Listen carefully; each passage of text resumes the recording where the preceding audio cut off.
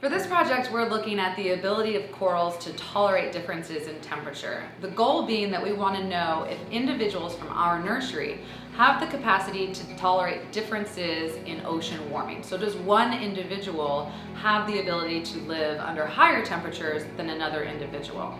We can then use this information to improve the success of our restoration processes.